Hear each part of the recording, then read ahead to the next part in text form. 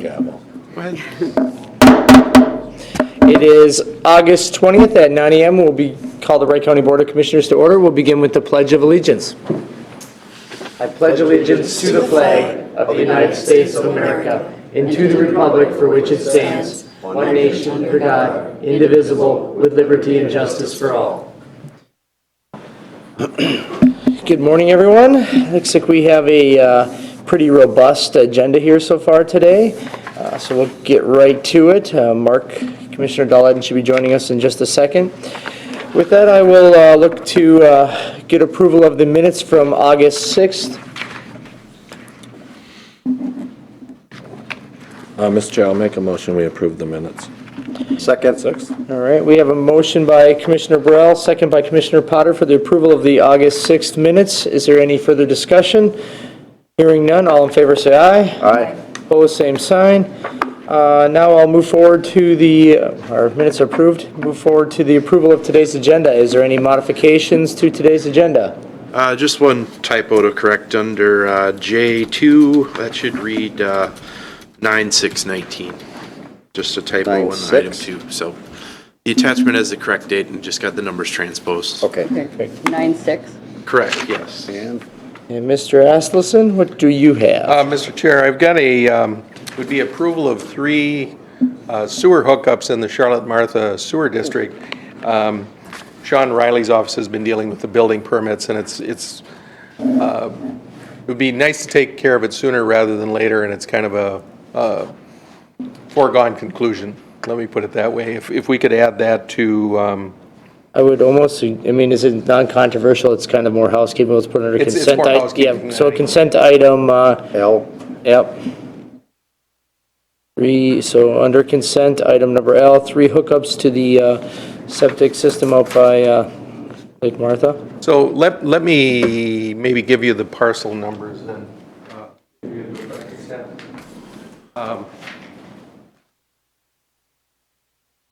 We have, it's up to be blind.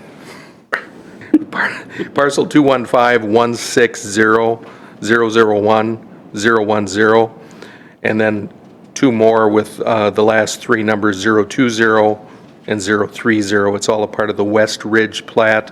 It's on the southwest side of Lake Charlotte. Okay, Thank you. thank you. With that, I will look for a motion to... So moved. We have a motion by Commissioner Potter, I second that. second by Commissioner Hewsome, with the addition of item L and the modification under J2. Any other further discussion? All right, then all in favor say aye. Aye. Opposed, same sign. Today's agenda is approved.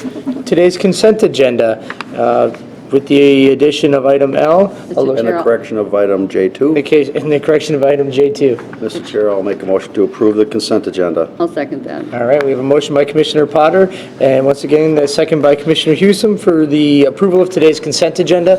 Is there any other further discussion? Hearing none, all in favor say aye. Aye. Opposed, same sign. Consent agenda is approved. We will now move forward into the timed items.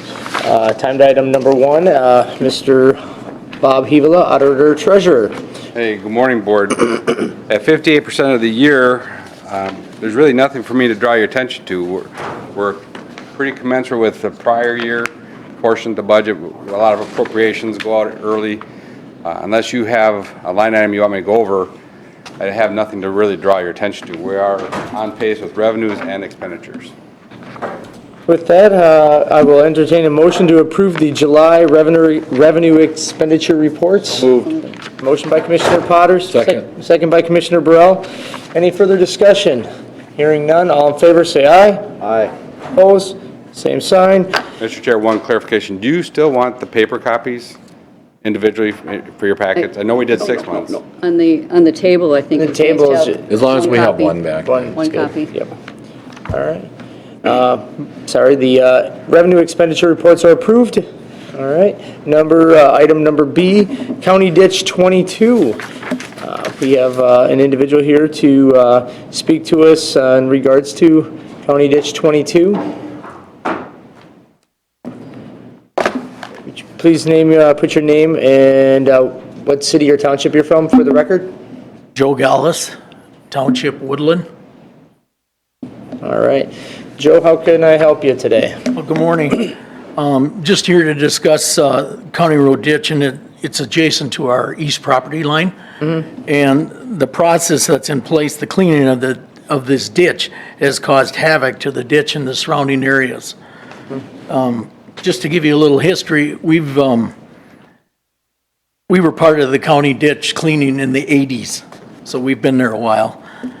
We paid our assessments and we've cleaned up after that process. In the 30 years that we've lived and farmed there, there's been no maintenance done on that ditch other than what the Gullis family has done on their side of the ditch by keeping the trees and shrubs at bay. So when we notified the county notified us about the ditch cleaning process that was going to get started, we went to the informational meeting at the Woodland Township Hall. We expressed our concerns, and we also talked to the facilitators that were there, and they expressed that this would be a smooth, ongoing thing. And I actually made a second trip back the next day to talk to these people about the assessments that were on our meadows, which we call meadows, which are actually fields. And they felt that I thought they were too high, of course, but they thought they were very fair. And they said the benefits that we'd receive from the ditch cleaning of 22 would outweigh the assessments that we're getting. Well, what has happened since then, and I know that you all have some of this information in your packets, and I don't want to bury you with a lot of detail, but we've farmed there 30 years, and we have never not been able to make these meadows/fields until this year.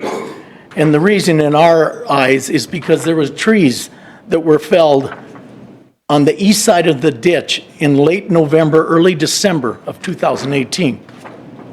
They were left to lay until, actually it was July 9th, 2019, when I contacted Commissioner Burrell, and I said, what's going on?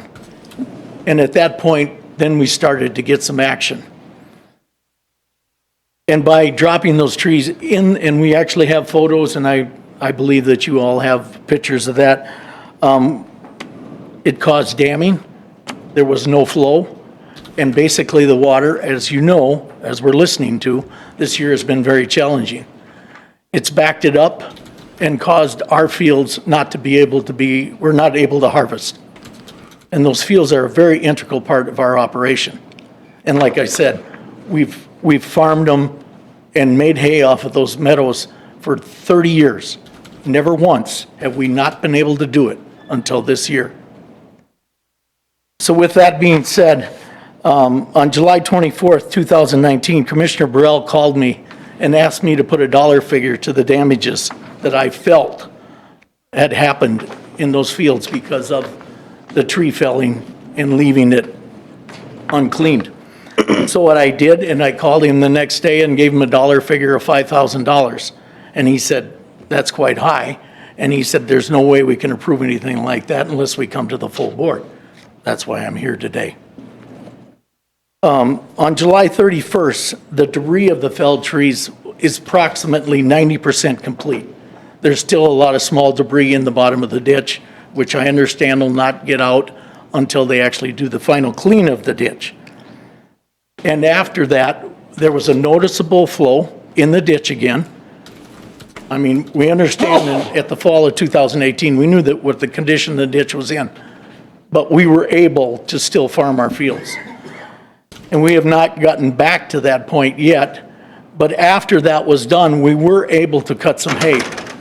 Of course, the hay is kind of a lost cause because it's so old and brittle, and basically all we can feed it to is some finished ears, which there's basically no value to anymore.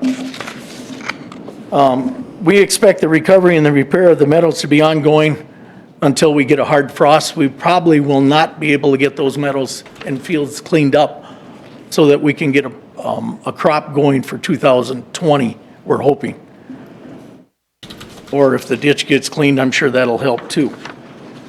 I actually entertained the advice of a civil engineer to come and look at that ditch.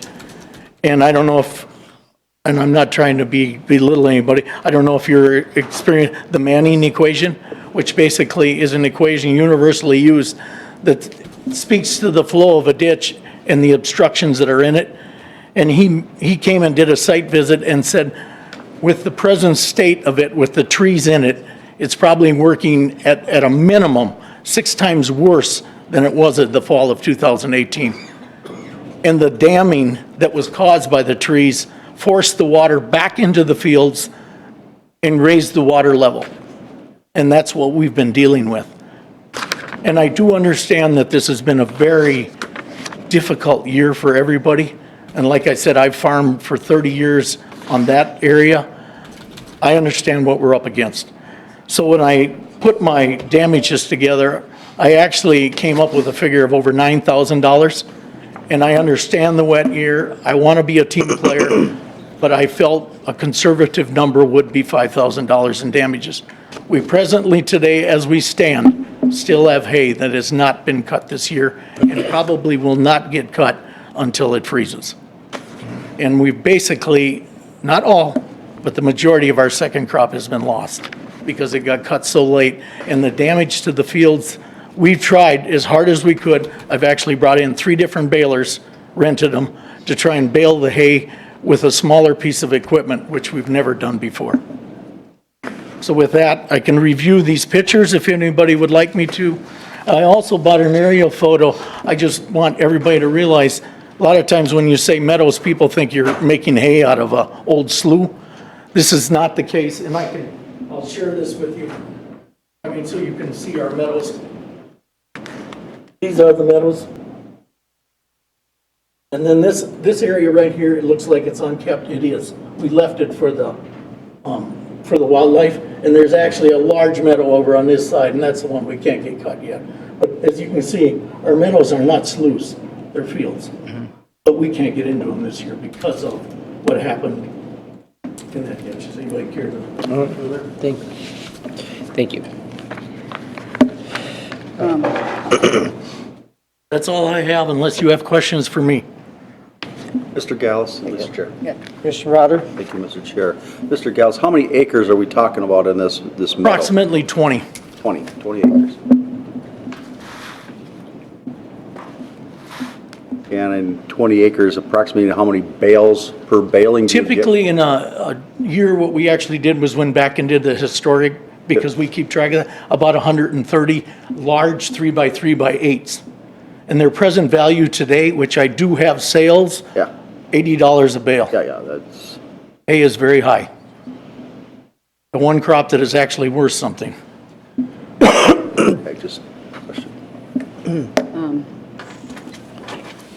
So, Mr. Chair, it sounds like when Mike went out, Mike Young, our ditch inspector, went out, there was a tire that was in one of the obstructions, and it sounded like that didn't really impede much of the flow.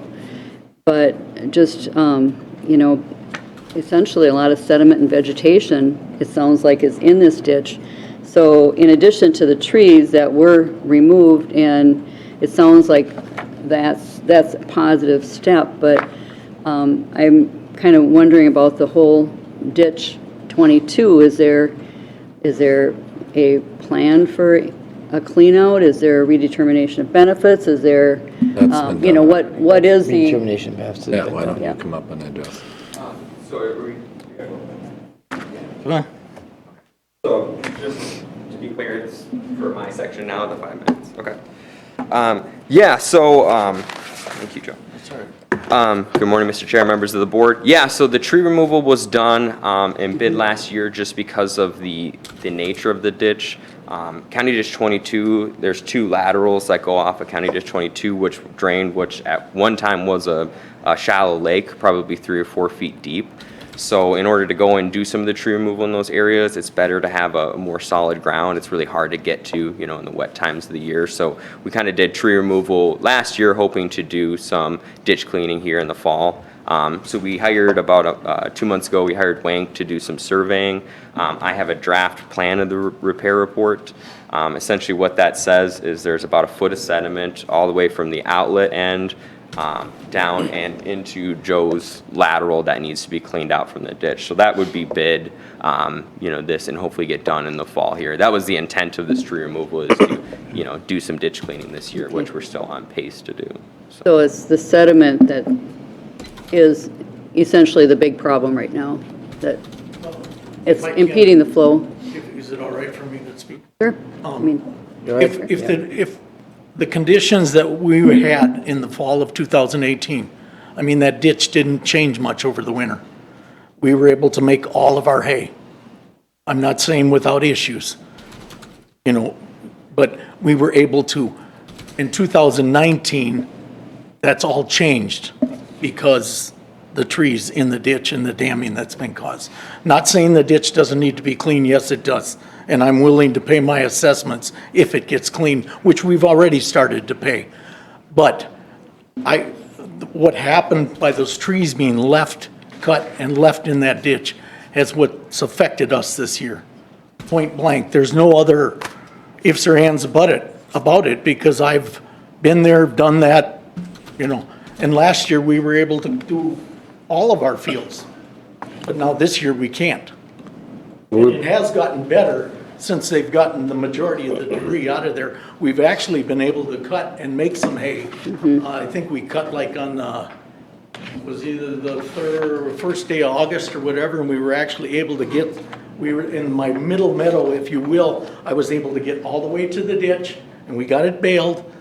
I'm not saying it was easy, but we did get it done. I was able to get a chunk out of the north, so there was definite improvement after the trees were removed. But it's going to take a long time for this ground to dry out again, because now the hay is so heavy and so thick, because we haven't been able to get at it, that the ground will never see the wind or the sun. So the only way it's going to get out of there is by hydraulics, basically. Once the pressure is off, and then the water can start to move. Mr. Chair? You have, Commissioner, Me. you want, okay, yep. Do you think this abnormal rainfall this year has had any effect on this at all?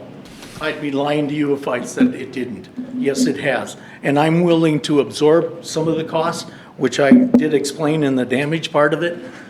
I feel that there is an impact, yes. Now, is it enough to make it that we're not going to be able to get some hay? I'd be very surprised because I'm pretty diligent about staying after it. But when I did my damage cost, like I told you, I put it at $9,000 and backed it off to $5,000, feeling that part of it was because of the wet year, part of it was because of, just the way it is, and the ditch is getting worse and worse each year. So that's why I backed it down to $5,000, trying to be a team player. According to the condition report from Mike Young, he said that the trees weren't causing the issue.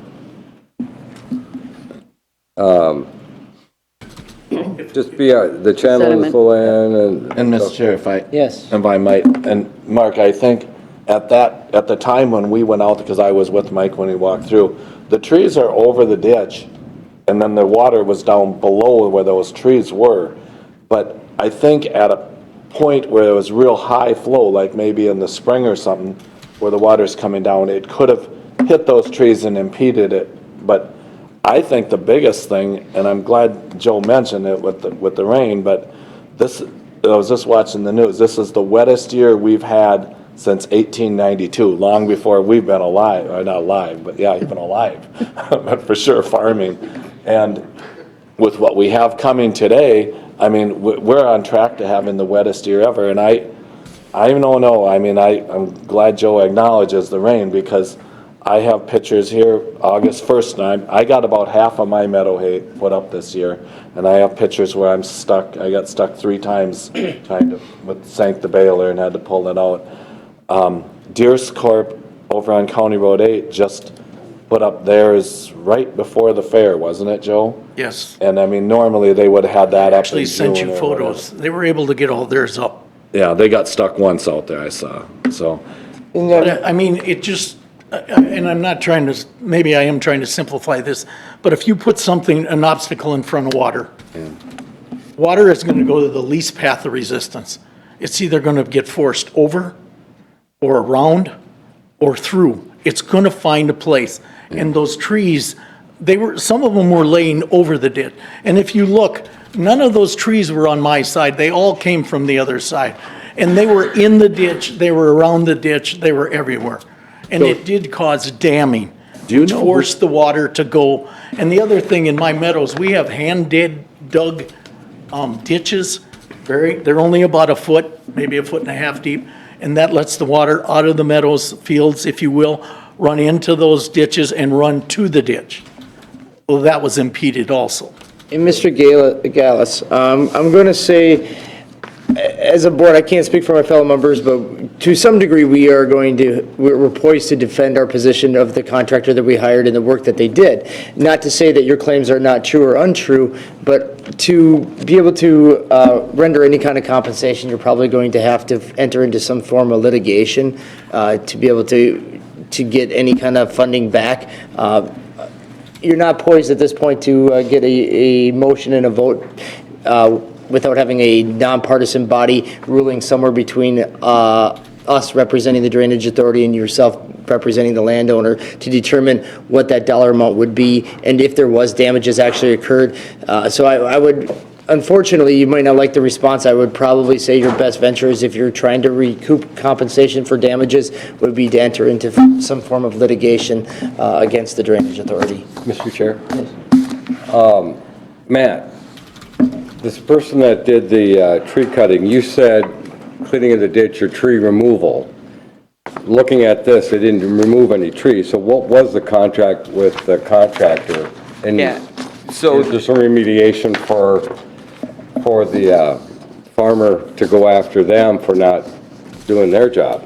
Yeah, so you're essentially asking about the bid itself and what that entailed. I mean, just, Farmer's you know, when responsibility. you kept saying tree removal, and I don't see the trees being removed. We should have removed the spoils. They didn't remove the spoils till a later date, and that's part of the reason where we have to determine where the fault is in this piece, and that's where litigation may be important. Yeah, due to the timing of when the tree removal was done, since it was late in the winter, it's, some of it would be cut and removed, and then weather circumstances would push that bid back. So essentially what you do is you set a date that all the tree removal has to be done by, barring any sort of, extenuating weather conditions, rainy springs, stuff like that. So essentially that's our contractor's position, is that it was a wet spring. He wasn't able to get out there and to remove and burn some of the trees.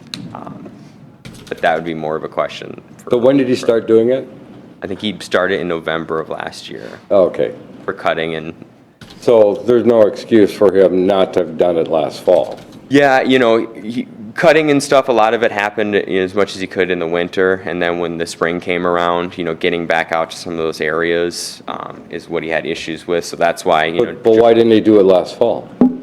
finish it last fall and burn. I mean, you'd have to talk to the contractor about that, but the date that was set on it was sometime in July this year. So he did go past that, but he would essentially state that there were, wet conditions that caused him not to be able to go. And I think Joe would know this more than me, but I think what he did, Mark, is he went out and cut all the trees and then started, instead of cutting it, haul it off, cut it, haul it off, I think he cut them all at once, right? They just dropped them all and left them. Yeah. And then then get back in time. When I first made contact, first was with Charlie. Charlie sent me to Matt. And when Matt came out to do the first site visit, he said to me, I had no idea those trees were dropped. So nobody knew what was going on. And those trees could have been removed. I could have removed them. And I'm old. Yeah, I agree. They could have been removed last fall. And we wouldn't be here today. Simple as that. If those trees weren't in that ditch, I wouldn't be here today doing what I'm doing. And I'm not saying that there may not have been some error in this pieces here, so, and I'm not trying to deny your claims either. Unfortunately, I'm not a body that I feel can judicially render a dollar amount for any damages that may have incurred, so. Mr. Chair, I think this would be unprecedented at this level. I don't know if we've had something like this before, but, certainly. Because I don't know much about it either, and maybe Brian could speak a little bit more about it, and drainage law may be the best thing about paint, because it's kind of, it's something that I've never dealt with either, Right. so, would you mind? And then, Brian, if we did do this, wouldn't it have to be applied to the ditch as a whole, and so then all the neighbors would actually end up paying for it, correctly? Mr. Chair, Commissioner Delight, and that's what I was thinking a few minutes ago, is that this would be assessed as a cost on the ditch, because the county doesn't really pay drainage or ditch costs. This might be more of a Tim Dahl question. Tim is intimately familiar with the coverage document through MCIT, but, if the county was sued over some cost like this, or some damages like this, is it covered by the MCIT? My guess is that MCIT would cover us for decisions of you as the drainage authority. I don't know if that's what we're dealing with here, because it may be more of an issue where the contractor did or didn't do something properly. That being said, the amount we're talking about is small enough that it could be pursued in small claims court or conciliation court. So that's, a possibility. We do have, our office does sometimes appear and often does not appear on those types of claims. I've seen MCIT send either a claims rep out. We've had highway department claims where someone's vehicle is injured or damaged as a result of something, and MCIT kind of helps to guide through the process, but that's what would likely happen here, I think. Board, just to be able to give a judicial answer to it in an amount, if there was damages to it, I think it would be better to go through that route than for us to just artificially try to render a amount to it if there is any, and who's at fault, whether it's the the individual who did the work or if it's Just weather. weather. Yep. And then, Mr. Chair, too, like when we did go down, Joe, do you know who put that culvert in down there? I know it's not you, but It's been there as long as I've owned the property. really, so, but there's a culvert, and Matt, is that an authorized crossing? No, there's only 2 on the ditch. So this is not authorized, but they use tires to do the riprap, whoever did it. It was a real shoddy job, but when we were out there, one of these tires was right in front of the culvert. Now, at that time, the water had all kind of equalized out, but I could imagine in a high flow that could have been holding the water back too, so. And then, you'd have to go down and check to see where the blockage is. Right. So when we clean this ditch out, that's coming out, that culvert? Yeah. That whole road, the whole thing would get taken out, yeah. And like I said, on average, a foot of sediment areas, you'll have a 1.5 foot. Depending on how it's settled. Mr. Gallus, or you have a question? I was just gonna ask if this one has been redetermined or anything. It is redetermined, yeah. Yeah. Yeah, so we did the redetermination of benefits, we did tree removal first, like I spoke about, and then now it's kind of the final step is to do Quit repairs. saying tree removal. But we should get the cleanout Look at the done. pictures, I don't The bid should get out to get the entire system cleaned this fall. Yeah, I have it in All the draft, so winter. that's what I'm referencing from Wank, is that foot to, foot average. I'm hoping to have it bid, even the end of this week, but obviously that doesn't, that's kind of my main focus on this, is to try to get the whole system cleaned out, because I think we can all agree that it needs to be cleaned out. It hasn't been done since, the last little bit of work was done in 1985. This one should probably be done every 12 to 15 years, just based off the grade. So it's out of repair, and that's why we did the redetermination and all this other work to try to get it done. But, We're trying to get these things under Mr. Yep. Chair. yeah. working. Commissioner Potter? Thank you, Mr. Chair. Matt, we're going to take this as a learning experience with contractors and tree removal and that, because obviously we need to make some kind of teeth in a contract that you will have this stuff removed, not just laying around and then blame the weather. Okay, you sign a contract, most contractors, you got to do A to get paid, got to get it done, and like I say, I agree with Commissioner Delight on it. When you drop these in November, you could have taken them all, because it wasn't until February that we got the nasty snowy. Snow. It was wet in the fall, very wet. But if he could get in there and drop the trees, he could have drug them up on the bank and done something with them. So we need to do something with the contracts to tighten them up a little bit more that, this is why we have to do this. Don't leave a mess for the future here. And the other point I want to make, Mr. Chair, and Mr. Gallus, I've never met you before, but I do believe that your conviction is sincere, and I do appreciate the fact that you've kept a level head and explained, stayed on task the whole time, because sometimes we get people up here and they become unglued. And this is a rare opportunity, and I thank you for sticking to the point and being, concise about everything that you have concerns here. Well, Mr. Gallus, thank you so much for bringing this to our attention. Once again, I apologize that we were not able to give you a swift decision at this time. Hopefully giving you a little bit of direction, maybe where to take this forward to hopefully, if your claims are true to what you're showing, that you'll maybe be able to render some sort of Mr. Chair, I do have one more question, Help. Brian. Brian, what is the maximum on small claims court? 8,000.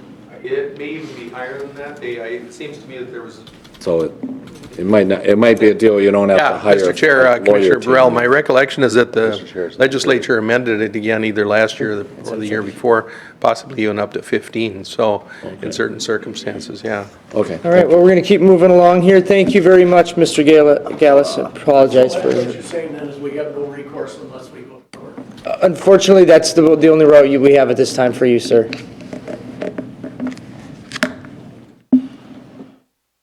Okay, next moving forward is we have a zoning amendment, Mr. Sean Riley. Well, we have a public hearing at 9:30. Oh, 9:30, oh, sorry, you're right. It is Yeah, 9:30, 9:30, that's a timed yep, item. so, timed item. We do have the public hearing for the Lake John Improvement District. This is a continuation. At this time, I am going to ask anyone that has not commented for the record, if you've already commented for the record, that record still exists, and I ask you, at this point, I'm not looking for secondary comments. If there is any rebuttal statements to a comment that is made at this time, I will entertain those. But at this time, I'm asking anybody that has not spoken for the Lake John Improvement District to come forward at this time, as the public hearing is now open again. All right. Once again, I will ask again, is there anyone else that would like to speak for the record for the Lake John Improvement District?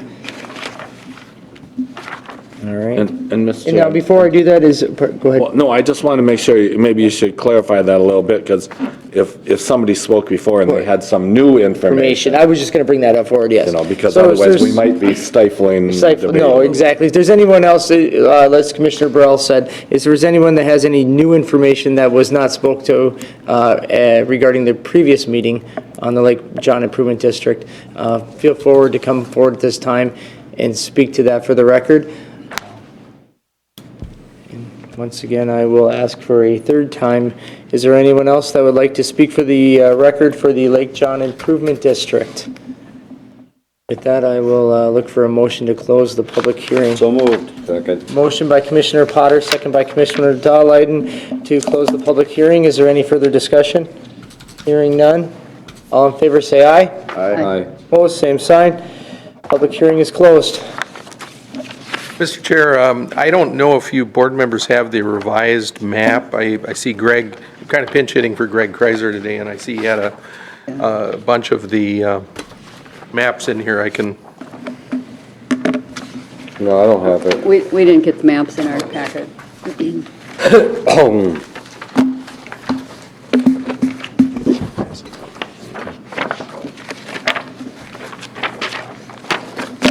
Mr. Chair, if I may inquire of our Chief Deputy Attorney, even though I don't like the process, that's what the process is, I think. It's kind of spelled out in statute. The part that concerns me a little bit is the parcels that are not on the property. Is that spelled out in statute as clearly as, that's, I guess, my question, Because they've included some other properties. This will be the first time, I think, that we have, anyway, included properties that weren't connecting to the lake. I thought Maple You're talking about the deeded access ones. Yeah. Well, Maple Lake has theirs, because they have the community, was that Sherwood Forest that they, but I think they all actually have, I'm not sure if They- they do or not. Mr. Chair, Commissioner Burrell, I don't recall Maple Lake LID exactly where the lines are drawn.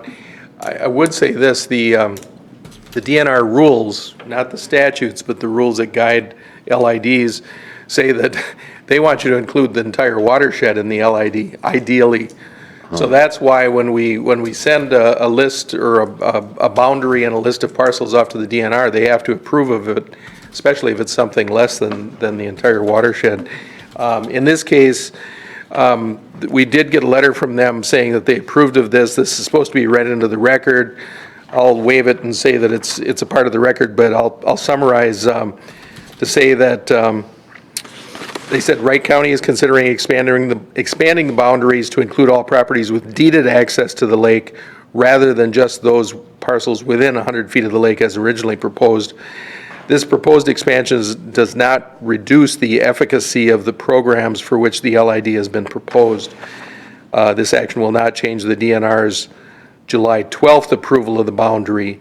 So this was a letter at the end of July 30th, and they're basically saying that they still approve of the proposed district. So I can't recall exactly what the county has done before with other LIDs, but DNR is on board with this. Also, we got a letter from Southside Township. I know there was a question raised at the last public hearing about whether or not the township was in favor. The letter from Southside Township is dated August 11th. It says they reviewed the Lake John LID request at their August 6th board meeting.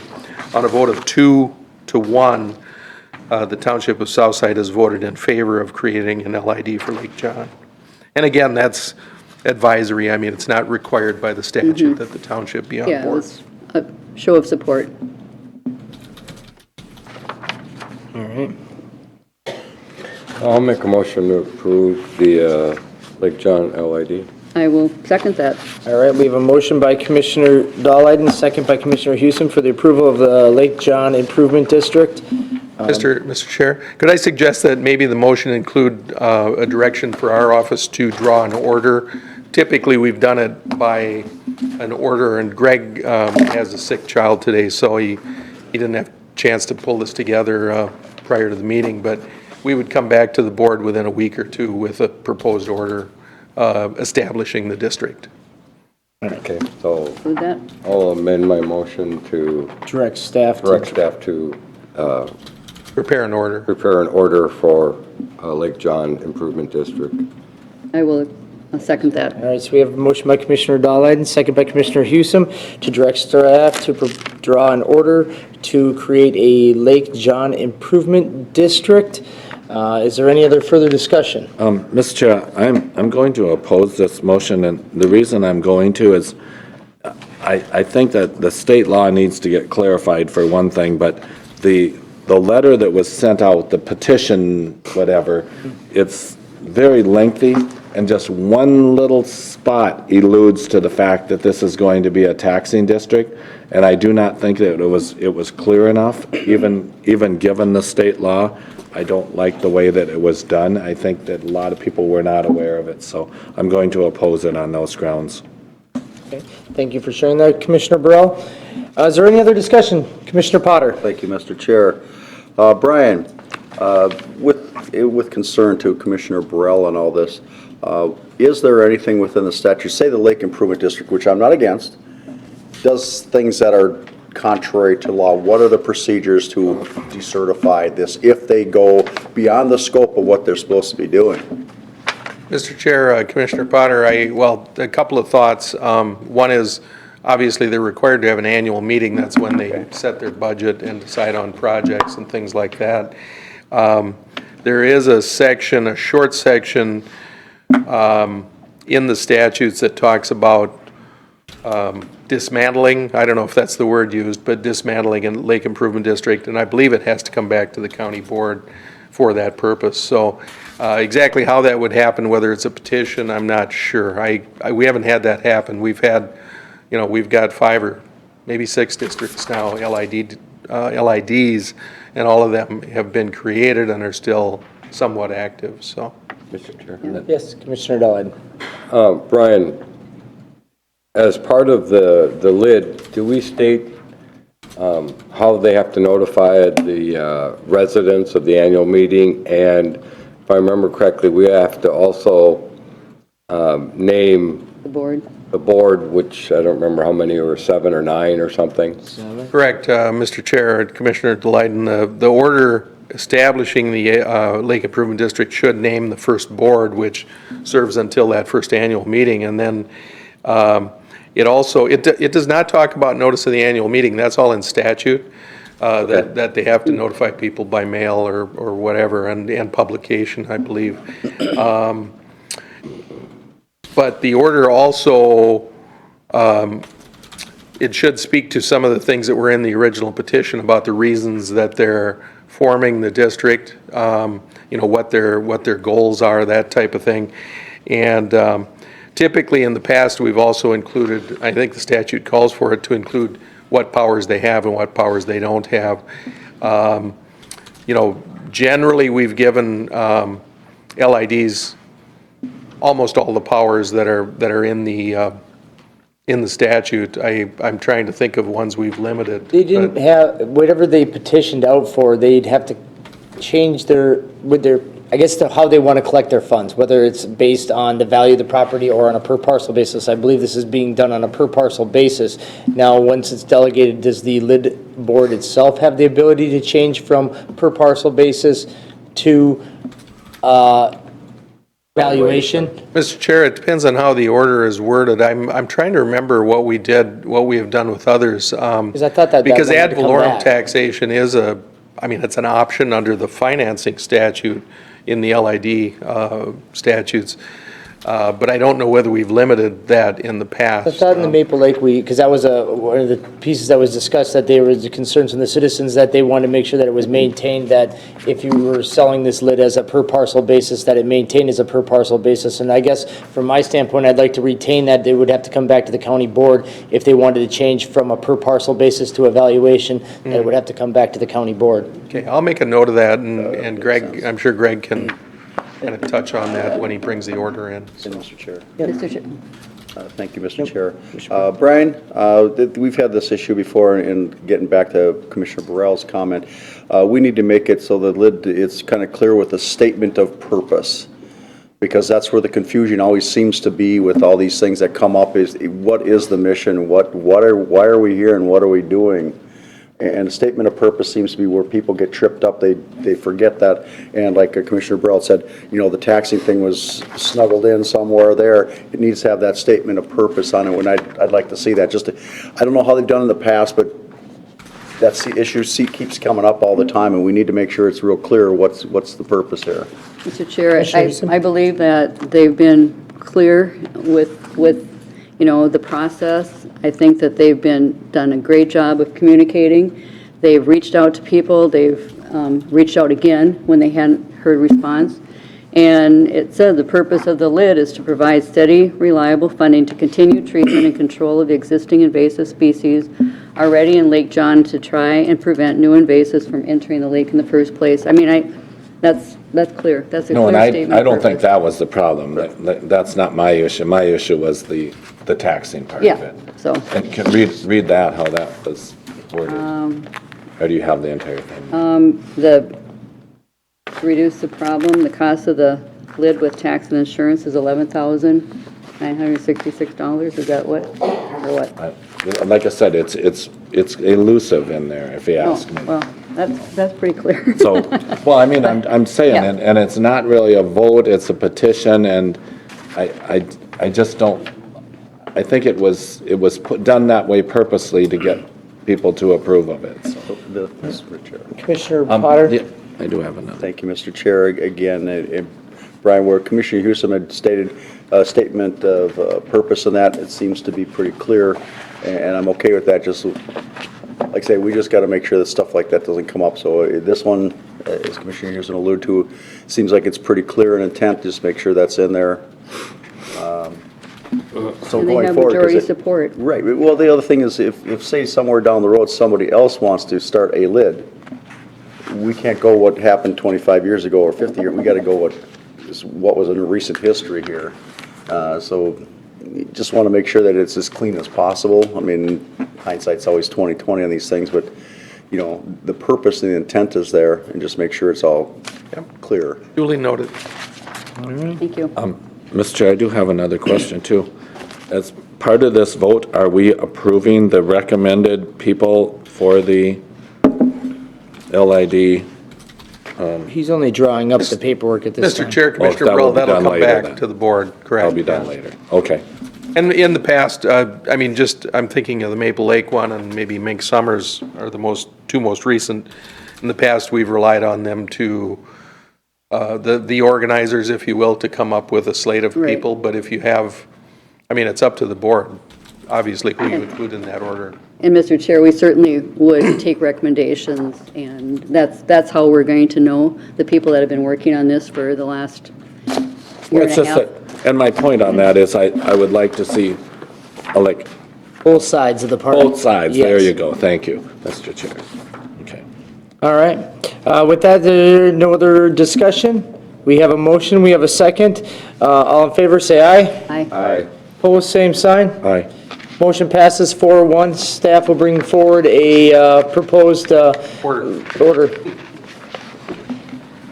All right, now we will go back to the 914, the acceptance of the findings and recommendations to the Planning Commission from the June 27th and July 18th, the adoption of ordinance amendment 19-4. Mr. Chair, County Board, you have a zoning amendment in front of you. I think you're all familiar with this one to some degree as you've reached out and had some questions. So let me go over the amendment. Number 46, the definition, where you see structure underlined, that was proposed at That's our the second change. hearing. The last sentence that's underlined that starts the structure, that's what was, that was amended to the amendment at our second meeting. So again, what's not underlined was the original definition, where you see structure underlined, that is what was presented Was to added. the Planning Commission. And then the Planning Commission at their last meeting amended to that definition, the last line, last sentence, which is underlined. Mr. Chair, if I might, just to make it clear to the rest of the board here, we already had an ordinance that allows this, but it would be for like a trailer house type structure. And that's already in effect right now, and it's been working relatively well, right? I mean, Yes, Mr. Chair, Commissioner Burrell, correct. We have a current definition that allows a mobile home. I see it more as a manufactured unit, but the Yeah. definition is mobile home. We have a small number of conditional use permits on this use, reviewed by the Planning Commission, the location, the need, the farm operation, township input. This was a citizen's petition. This did not come from the Planning Commission or County Board. This came as a citizen's petition to allow a structure, a pole shed finished for habitable space, to also be used for a farm operation. And this is the product we have in front of us.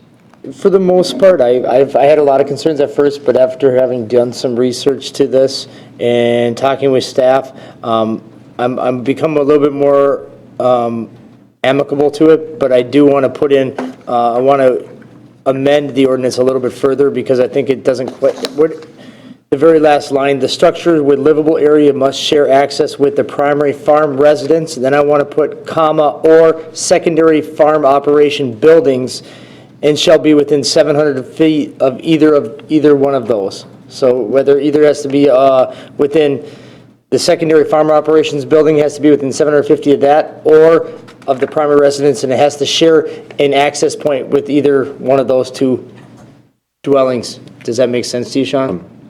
Mr. Chair, I'll either make that motion or second it. I don't know if you if you, He can't make the motion. I'm not making a motion, I just want to amend, I'm just suggesting an amendment. You're suggesting an amendment, because Yep. he can't make a motion. I'm not making a motion, but I'm suggesting an So- amendment to it. Okay. I actually go along with that because I said, then the way this amendment, this last couple lines does, it changes the way that we have it now so much that I think it would eliminate some people that needed to do this, to have you want the person near the farm operation, that's what you're Yep. saying. So, Mr. Chair, County Board, the minutes reflect, we had this discussion at length. I believe it was the opinion of the commission member that made this amendment. He had concerns that this will be more difficult to deal with than our current provision, the manufactured house. That can be removed from the property. It can be tough to convert a pole shed back.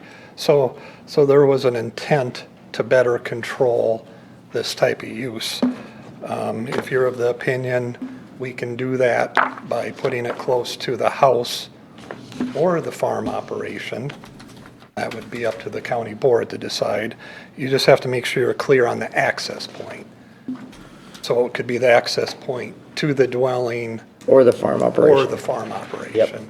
Not a But it far, can't have its own independent access. not a far-flung Yep. site or access. Exactly. Correct. And Mr. Chair, I would be supportive of that amendment. Yep. Mr. Chair, I just want to clarify something from the June, Some quotes that you didn't make? I didn't, about the zoning amendment, and Marty said he spoke with Commissioner Houston and she supports it. I didn't ever say that I supported a zoning amendment. I mean, when we spoke at length last winter, and, you know, Mr. Marty gave me all this information, and I may have been supportive of his efforts to proceed, but I didn't know anything about an amendment at that point, so I can't say that I supported this amendment. Just a clarification. So Sean, would you want to come back with new language, or do you want to just approve it with the amended language that Commissioner Burrell's going to include that we've kind of constructed? How would you want to go about this? The language is simple and clear. I think we can do this at this time, and then Greg would. I just want to make sure that it's the two access points, either the farm operation access point or the house access point, and then in the house, structure has to be within 750 feet of the farm operation or the primary residence, one or the other. A structure with livable area must share access with the primary farm residence. Or Farm farm operation, one, Farm operation. yep, one or the other, And shall be within 750 feet of the primary farm residence. or farm operations. Farm operation. This is Mr. Marty, The only petitioner. thing, yeah, I'm Russ Marty. I don't quite understand the 750 feet from my home residence. Is that the idea? Or the farm operation, so barn, buildings, wherever the person's going to be Okay, taking care of the because animals. I'm 1,250 feet from my home to where this is. And that's the reason I considered that, because I looked at your situation, and I looked at some other And I situations that don't this would think he would apply to be- just you, but other people. I think, right. That there's some other farms, operations that they're not necessarily close to the primary residence. Right, right. But it needs to be within 750 feet of where this person's going to be caring for horses or cattle or whatever. Yeah, Yep. because like I say, I'm 1,200 feet away from my home residence from where this house is going to be. So 750 feet, I don't qualify that. So, But you will qualify under this amended that we just put in Yeah, there. I Yep. agree. Thank So you. you're comfortable with that then? I think so. If I can get it through, I'm comfortable with it. Mr. Chair, I'll move forth the zoning amendment with the amendment included to allow the access to the farm operation as well. We have a motion by Commissioner Burrell with the amended language. Do I have a second? Next one. More time. Do I have a second? Do I have a second? Motion fails for the lack of a second. Mr. Chair, I guess I have some concerns when you put this out to the townships, and more were against this. No, whether. No. No, more in No? favor of it. More were in favor, but it was I thought pretty five were close. against, and No, four- there was four- 5 four- that definitely said they were against it. 5, yeah. 6 were for it, and 1 said they didn't.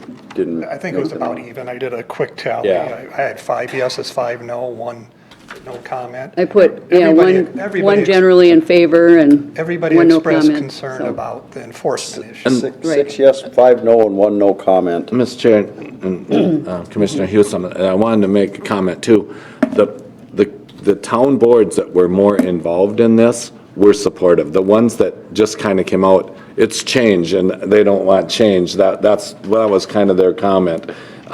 The ones that were involved, that some of them were actually at the Planning and Zoning Commission hearing, some of them that were, like I said, took more of an interest in it, were the ones that were more supportive of it. Because I think a lot of them didn't really realize that, we already have it for mobile homes. If I'm a neighbor, and this is what I mean, I'm the only one that lives in a rural area, and I hope you listen to me for this.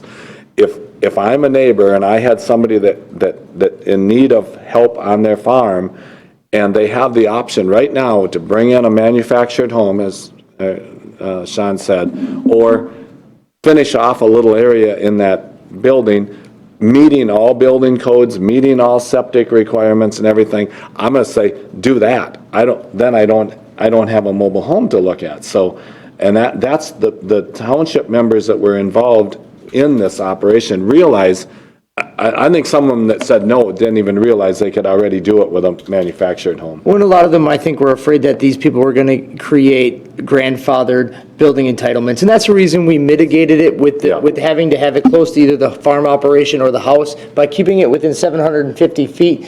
We just didn't want them to take out of their 200 acres, take this 40 over here and create a separate dwelling over there. But by having to have it close to either the farm operations or the primary residence, it's not creating really independent. And this is supported by the Planning Commission. Like I said, it was a unanimous vote, so. It was unanimous from the planning commission? Yeah, the final Oh, vote. yeah, it was. Mr. Chair? Yes.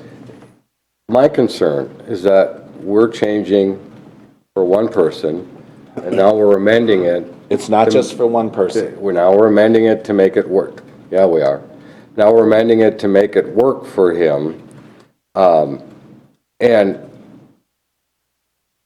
I wouldn't say. from my understanding, he doesn't have any of this horses now or anything, so he's gonna be bringing in all this stuff with a person, so it's actually gonna be a business.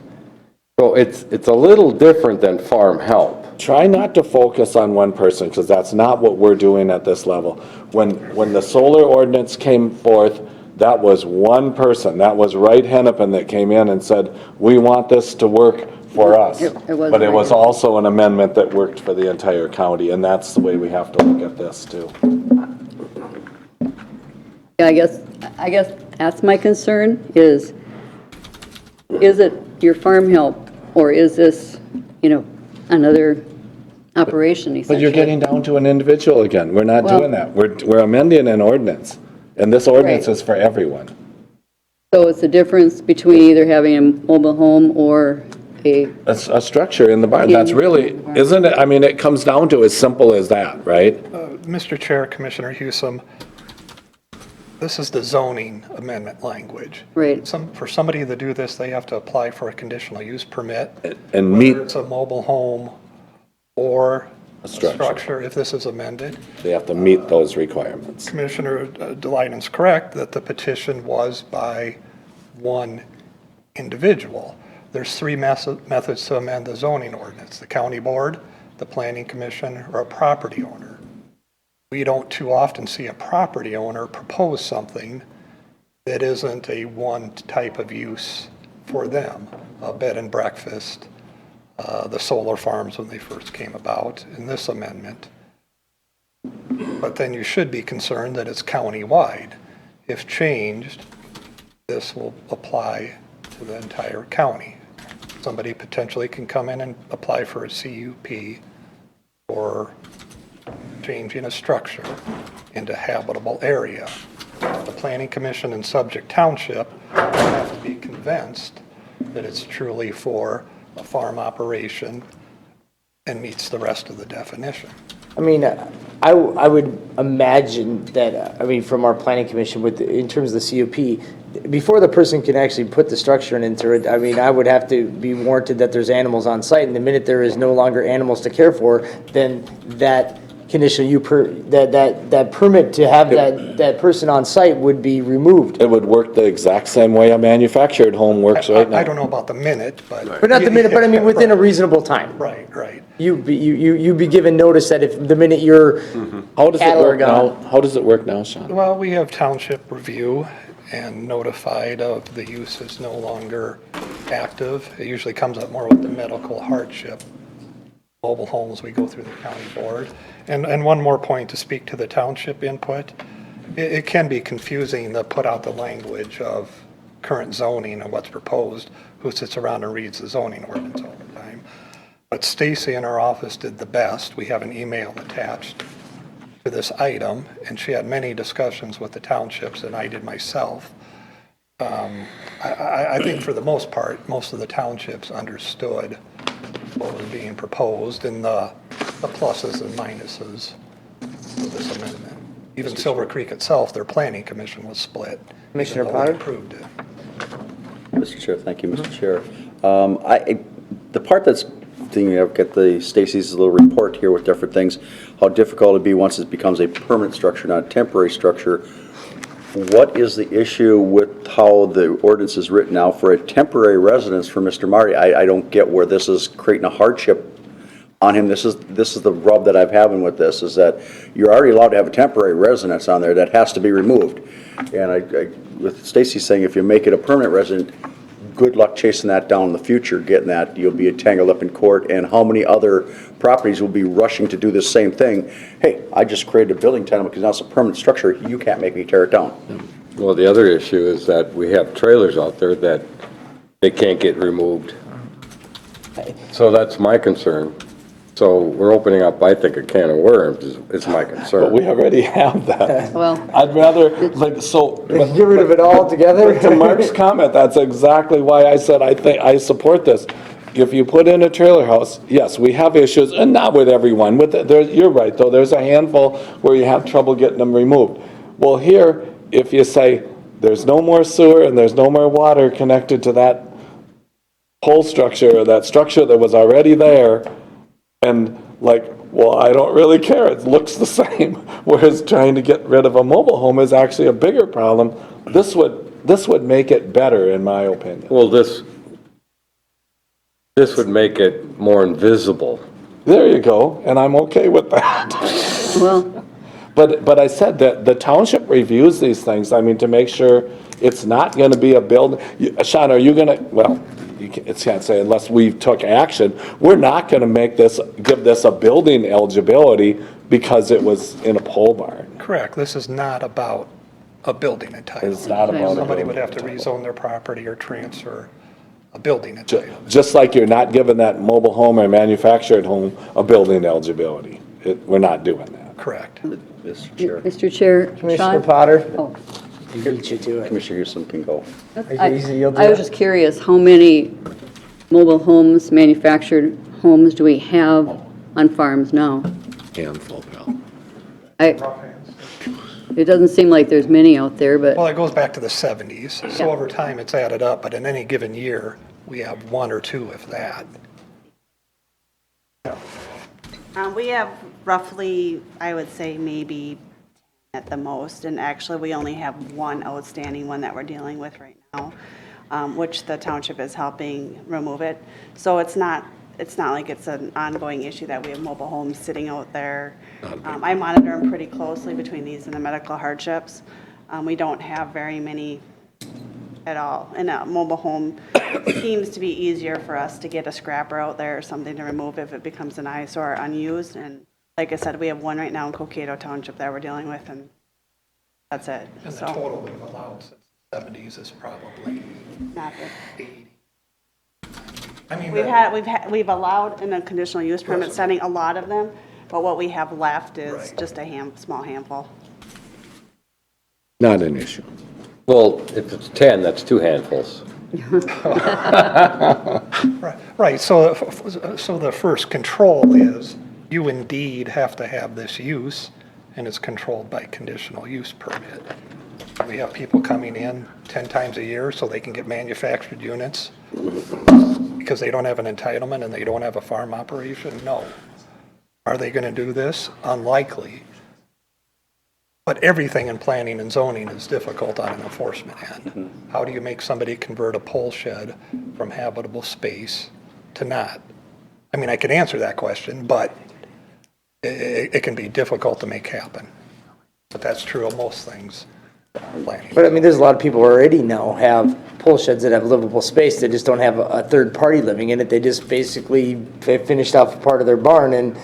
Well, and that's a different argument. I mean, because that would be illegal. If you found that. There's lots of them out there. Well, yeah. They exist already. Well, we have guest houses, we have man caves, we have recreation pole sheds. That doesn't necessarily mean they're a residence full-time for a No, but they could be. I separate mean, they're finished off to the same degree that he'd be finishing this But piece. this proposed ordinance change is trying to make it so that we're doing it right rather than, something under the radar kind of thing. It's an authorized use, but it's still supervised, so.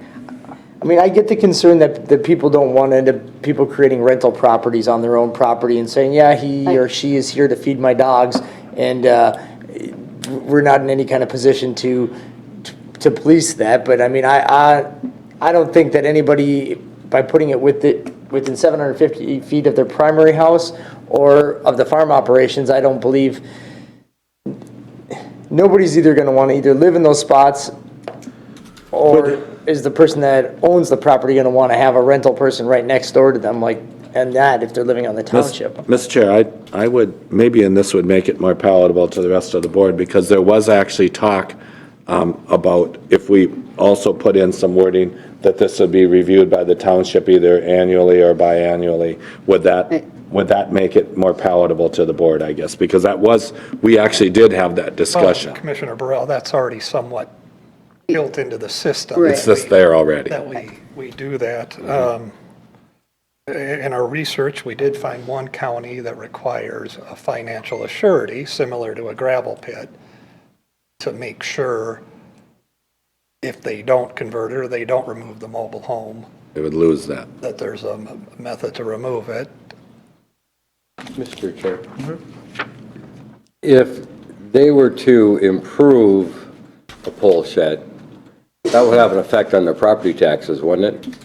You'd have to ask the assessor that. I'll assume it might go up some. I would think that's an improved property, so it should. A building. All right.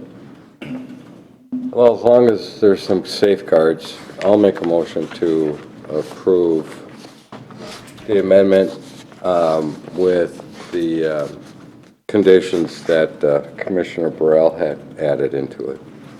The yearly, and that, I read that in, somewhere when I was reading through the packet last night, that they do annual reviews essentially, or that's built into annual inspections essentially is part of the deal. We can formalize it in this case. I think that would be good to have, that we do annual checks, because it should be with any conditional use permit that we issue, there needs to be, Mark, do you want to formally just put that in the wording?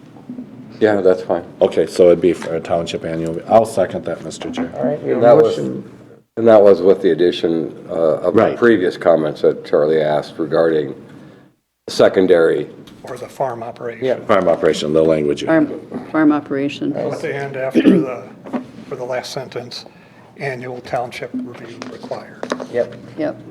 Continue to be a farm operation. And if I find that this is just being rubber stamped, Bring it back and we can change it. What are you going to do about it? Rescind it? I'll bring it back. We can- since I we can have an amend the option. So, If we find it's not and I working- don't expect it to be rubber stamped unless the planning and zoning starts doing Well, if it. it becomes an The, issue, Board starts doing it, not, And people have to still come and apply for the conditional use permit, and Yep. like Mr. Marty will have to come to the planning and zoning for a conditional use permit. did you second it? I did. Yep, so motion by Commissioner Dahl and second by Commissioner Burrell. Any other further discussion? Yes, Mr. Chair. Commissioner Potter? Yeah, thank you, Mr. Chair. I'm still hung up on the temporary versus permanent. I mean, I don't see why he couldn't just go to get the temporary one right now. Why does he have to have a permanent? I'm still hung up on that. Why? Well, it's still temporary. It's not permanent. Well, but once you make a permanent structure, and I agree with Stacy, you already said it now, it's gonna sit there. And that's the part that I'm just hung up on. Because it's And not. I made the comment, I don't know if it ever made the minutes, but I said, you better not be putting expensive, these better be Menards cabinets that you're putting in or whatever, and that even might be too nice, because no, it's not it's something that's not going to be used forever, it's, Actually, he does bring up a good point. Do we have it listed as existing structures, or can they actually build something new? My understanding was that this was extremely, it had to have been an existing structure that was modified, that they're not allowed to build a new site. It doesn't define it with it only being one.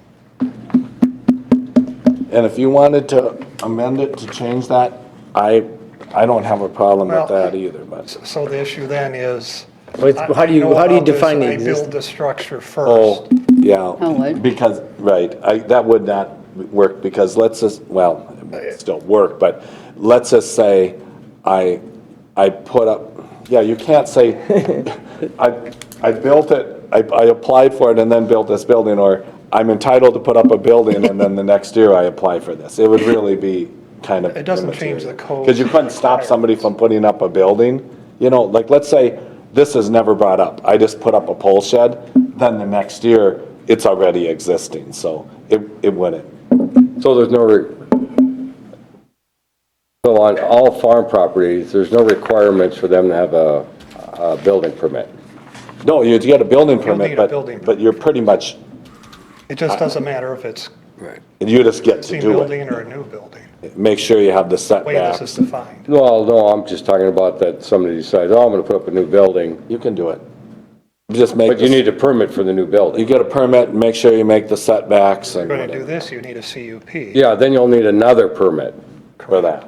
Whether you do it when you build it or 2 years after you build it.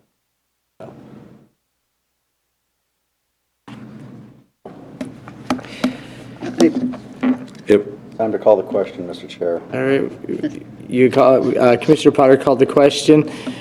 All in favor, say aye. Aye. Regarding the question. Oh, for the call to Yeah, the question? yeah. Oh, Aye, yeah. Yeah, all in favor, aye. I'm ready to vote Okay, ready to anyway. vote, okay. All right.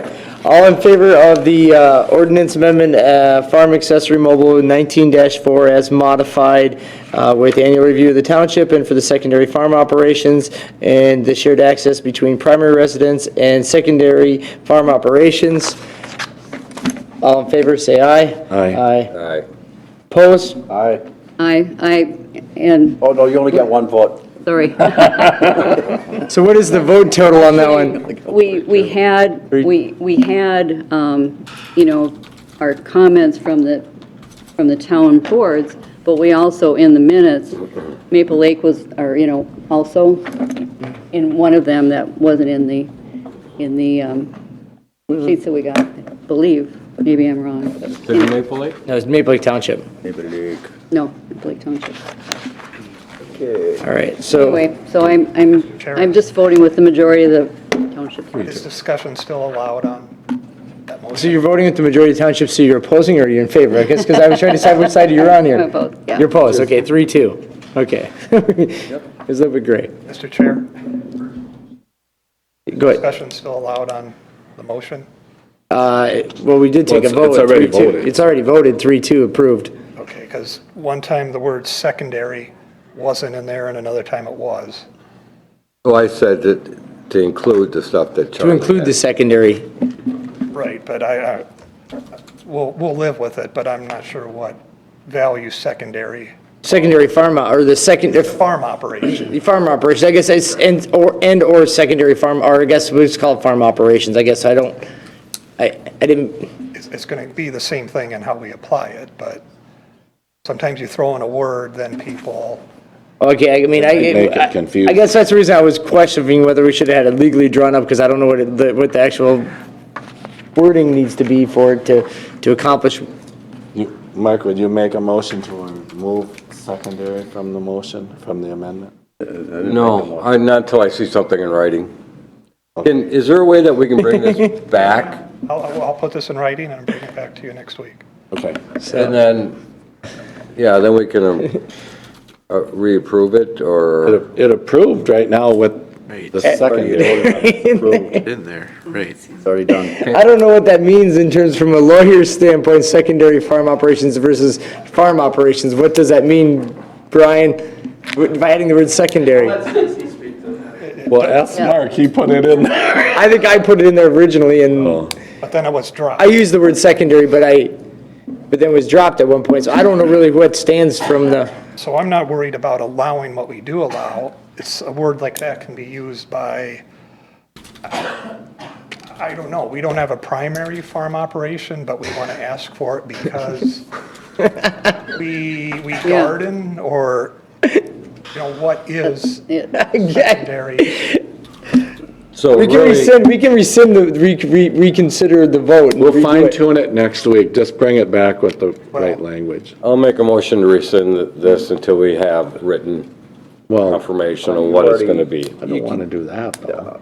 You've already voted on the item. Mr. Chair, you've already voted on the item. You can still rescind it.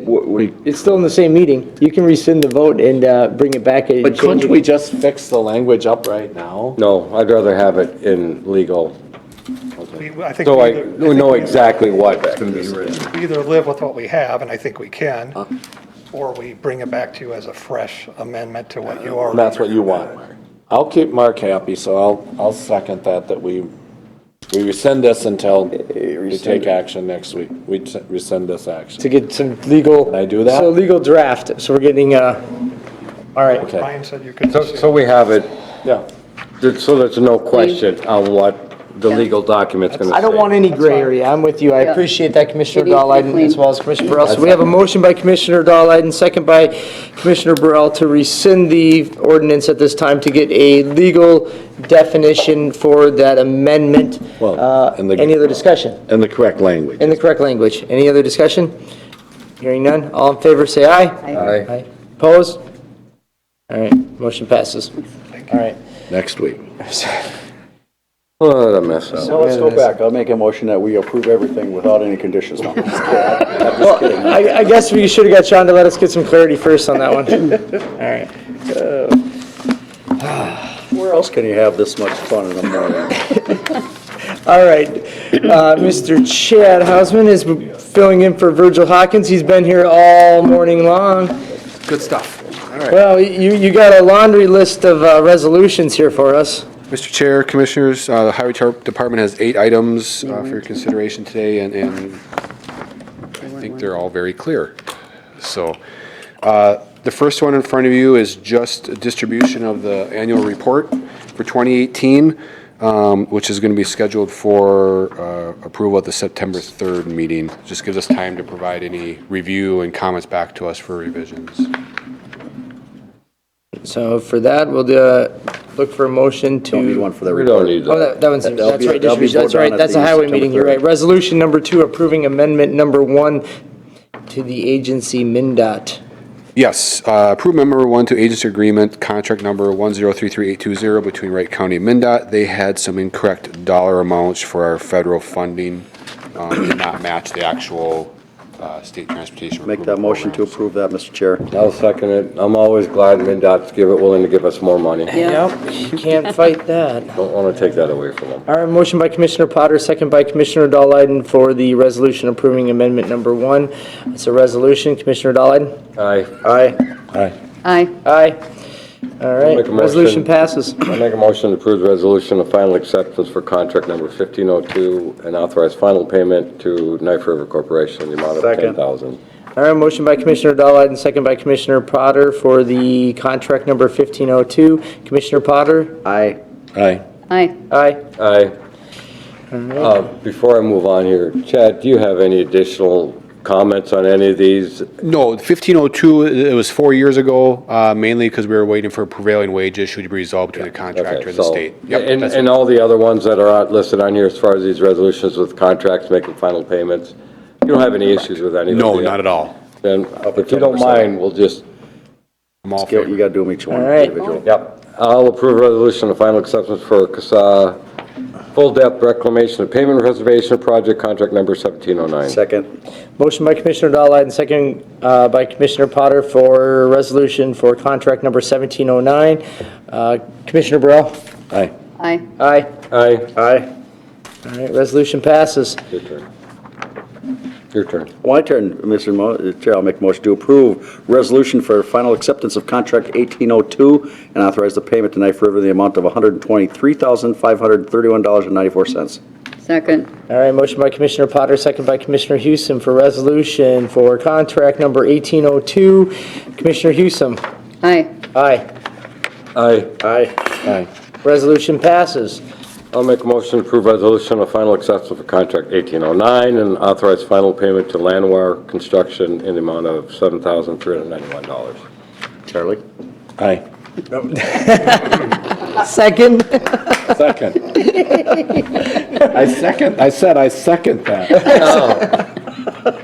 Aye, aye, aye, aye. All right, resolution, motion by Commissioner Dahlheim and second by Commissioner Burrell for resolution for contract number 1809. Commissioner Burrell? Aye. Aye. Aye. Aye. Aye. Concentrating on Oh, making. I thought he was kind of being Popeye.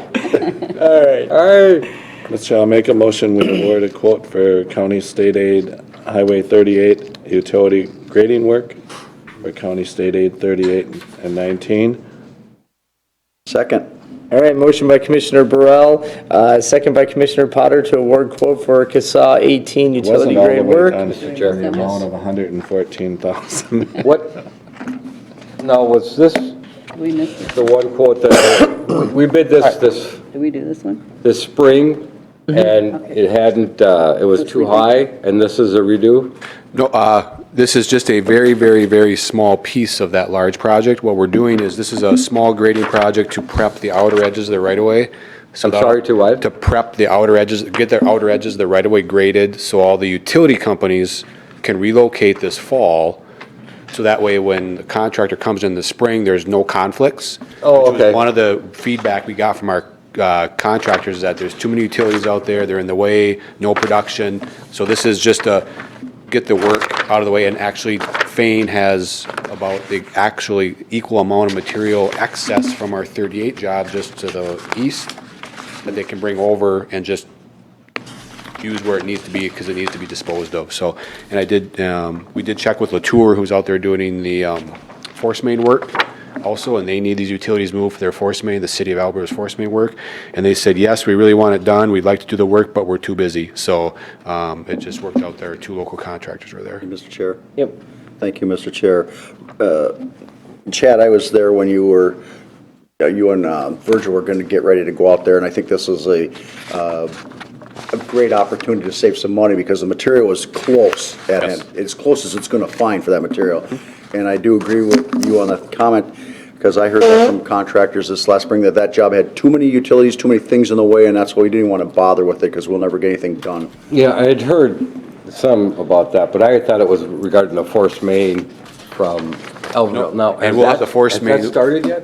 Force main has been going on for about 2 weeks now, and they'll be done end of October-ish, I think, if everything goes And there was a well. gas line involved going up 19, there was all kinds of different things going on, and in a wet spring, they just said, we don't want to touch it. Yep. Okay. So that's why I think this was a great opportunity, and I'm glad that the Fane companies did come forward, say, hey, we have this over here, how do we get this? Good. And I think we're saving money on this thing was quite a bit. Are you saying there's common sense going on here? Yeah, Oh. we're going to start something new over here. All right. All right. So we have a motion and we have a second. Any other discussion? All in favor, say aye. Aye. Opposed, same sign. All right, the utility grade work on CASA 38 is approved. All right, now we're up to the resolution approving maintenance agreement with Hennepin County. I'll make a motion to approve the resolution with Maintenance County for a couple of different two county line highways. 139, and Hennepin County 139, and 17, and Hennepin County 157. And I commend the Highway Department for working with other counties and also the other cities that we've done this with, and I think it's a great way to be efficient and common sense. Here we go. Second. Motion by Commissioner Dahlhead and second by Commissioner Potter for the resolution approving a maintenance agreement with Hennepin County for county line highways. Any other discussion? Hearing none, it's a resolution. Commissioner Potter? Aye. Aye. Aye. Aye. Aye. Resolution passes. Very good. Thank you very much. Thank you. Thank you. Pass the audition. Now we make it to items for consideration. I'm going to have Mr. Lee Kelly, you want to just give me a quick synopsis of the August 12th Committee of the Whole? Okay, will do. As mentioned, we had a committee of the whole on August 12th with all 5 board members in attendance. We also had Bruce Kimmel from Ellers, well, as long as some other staff, as well as representatives from Trailblazer Transit, and also from the city of Buffalo. So the meeting was called to talk about the facility that's currently located north end of Buffalo, which the city of Buffalo had stepped in and worked an agreement to get this facility constructed several years ago, with then leasing it to Trailblazer to operate into this area in Wright County. As our partner for transit in this area with 2 other counties. Bruce Kimmel kind of gave an overview of the history in this early part of it here. What this talked about was us taking over basically a similar arrangement that similar to what Buffalo has currently with Trailblazer, except we would now be the one that would be the leasing of the facility to Trailblazer. So Kimmel talked about the 2 purposes in going out for some funding would be to acquire this existing facility from City of Buffalo, and as well to finance the expansion of the facility that has been planned for quite some time. So we talked at a high level, we talked through that and the logistics of making that happen. Currently Trailblazer's lease payments cover the entire bond payment for City of Buffalo, and that would be the projected same situation for us here at the county. We will have to do a public hearing as part of this process. That item is later on the agenda. We talked briefly about Trailblazer Transit maintaining the operation, and Trailblazer would be responsible for that as part of their operations. So included in the packet is a draft schedule of the events that would need to take place to see this move forward. Looking at approximately a $5.125 million bond here with this issuance. So a quick summary of the minutes there, and the next action item of that would be to schedule a public hearing on 9/3. So the recommendation was to move forward with the bond issuance, the amount of $5.215 to finance the Trailblazer facility and the expansion as set forth in the proposed timetable. The documents from the meeting are included. Mr. Chair, if we can do this in 2 things, the minutes and the recommendation, I'll move forth the minutes. Sure. Before that, I just wanted to comment, I Split them up, you're saying? What's that? Yeah, it's because I'm not going to vote for the recommendation. Okay, so okay, so you're making a motion to approve the minutes at this point? Without the recommendation. I'll second it. Okay, so we have a motion by Commissioner Burrell, a second by Commissioner Dahlhead for the minutes. Any other discussion? If hearing none, all in favor say aye. Aye. Opposed, same sign.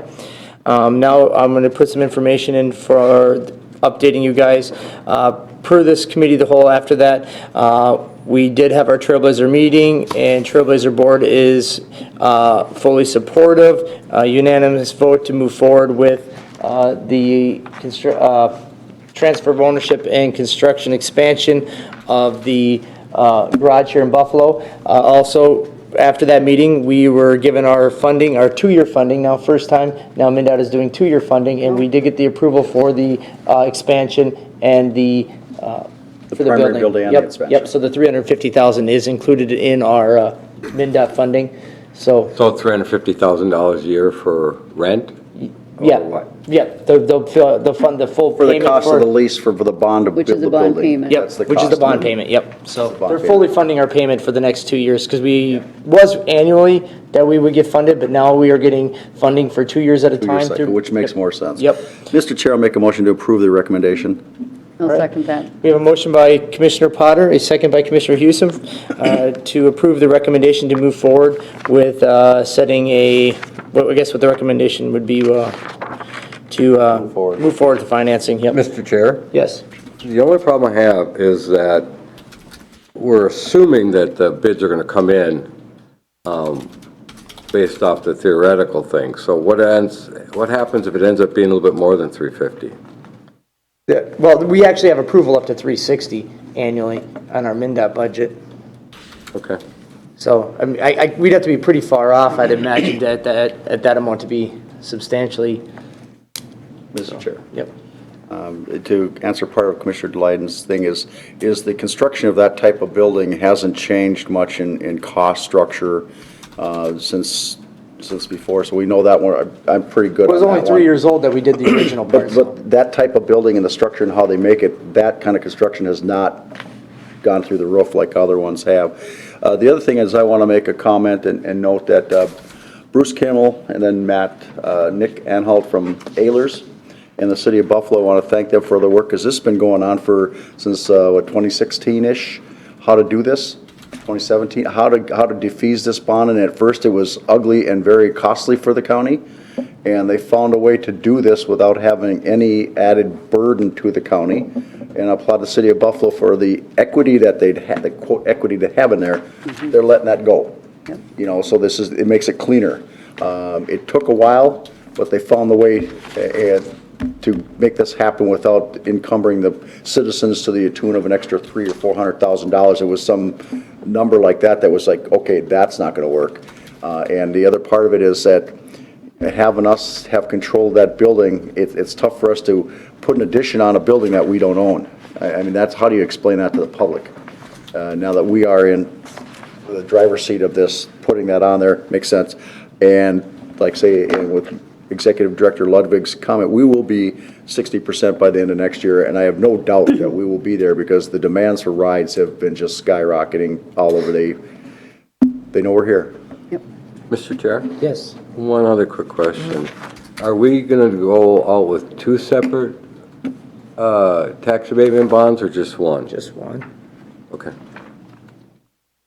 And then before the tax abatement hearing, you guys will have that worked out between the city of Buffalo and that data stuff and kind of getting a lease purchase agreement drawn up from a legal standpoint. Yeah, I haven't heard any more about that, but I mean, the fiber piece, Yeah, we need to deal with that. perfect. All right, then we have a motion, we have a second. If there's no other discussion, all in favor say aye. Aye. Opposed, same sign. Aye. Motion passes 4-1. Mr. Chair, I'll make a motion to set a tax abatement hearing for September 3rd, 2019. You want to do 9:30 or 10 o'clock at the? 9:30. We were thinking 9:30. Okay. All right, we have a motion by Commissioner Potter to set a tax abatement hearing on September 3rd at 9:30 a.m. I'll second that. Second by Commissioner Hewson. Any other further discussion? Hearing none. All in favor, say aye. Aye.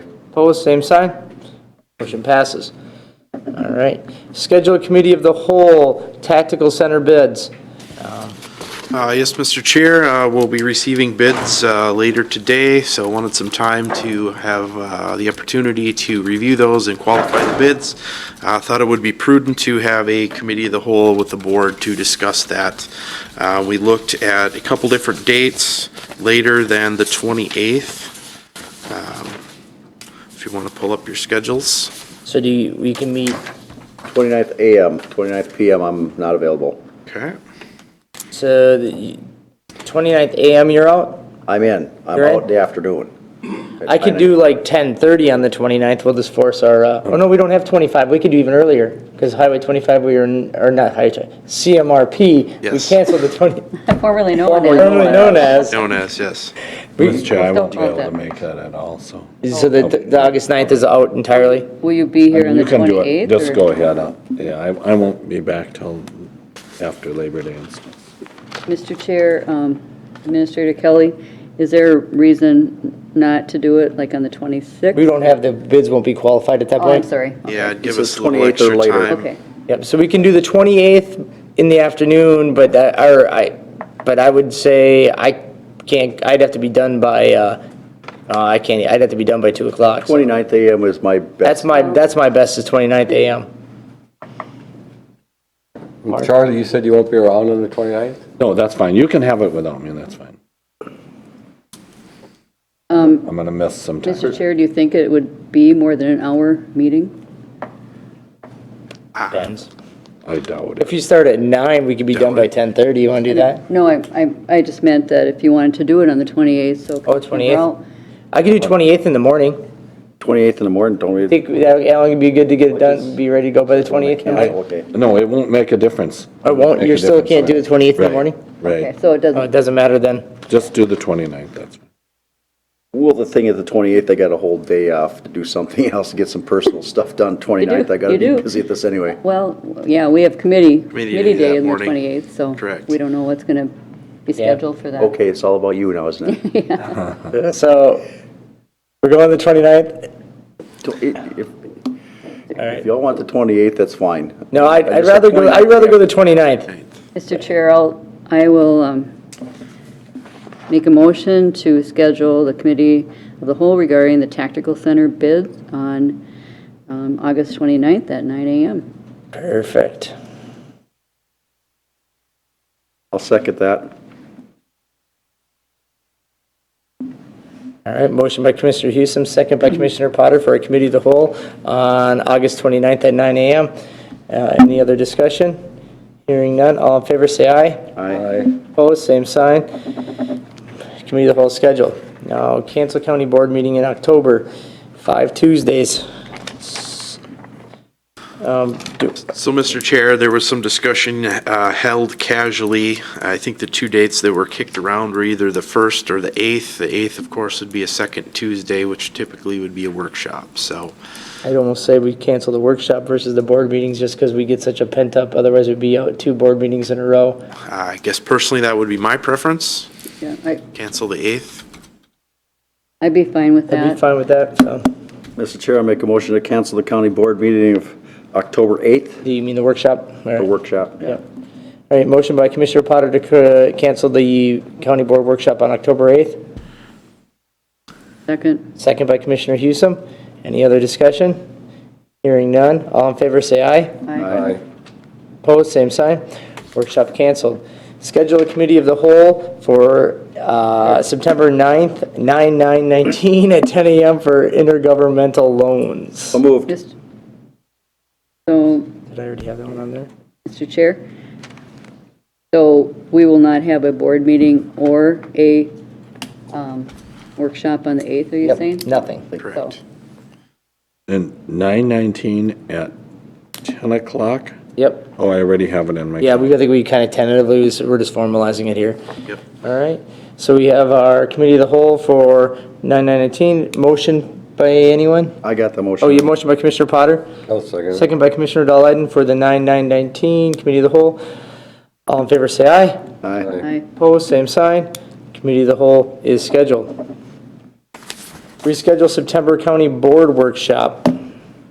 Yes, Mr. Chair, this falls on a date when there's some conflicts with some required training due to the nuclear exercises. We had talked about that September 10th date and what to do, knowing there was a couple items that were planned for that second workshop. So do we want to, again, cancel it 2 months in a row now, or we could look at moving to potentially that Wednesday, the committee day, or look at other options? Or the 9th, I suppose, the day before might be an option as well. I would say the 9th would be better, or, well, then because the 30 Friday around. After that committee of the whole, or? Yeah, we have the intergovernmental. If it's not a problem, the workshop could be at 11.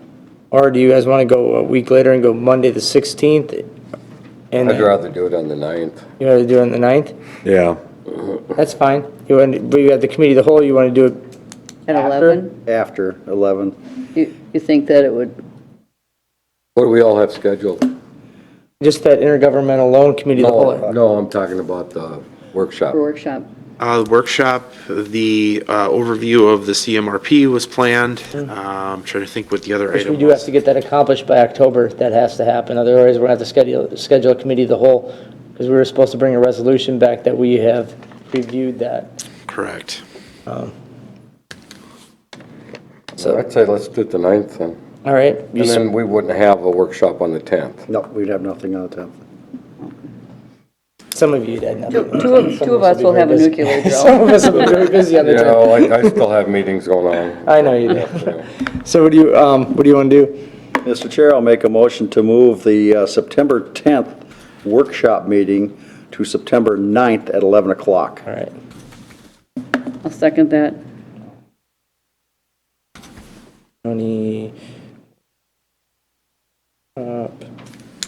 10 a.m.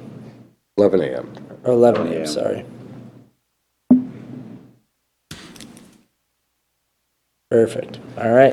So we have a motion by Commissioner Potter, second by Commissioner Houston for the workshop on September 9th at 11 a.m. Any other discussion? Hearing none. All in favor, say aye. Aye. Opposed, same sign. And then just one point of clarification, since we canceled that October, that second meeting is also typically the quarterly leadership with the board.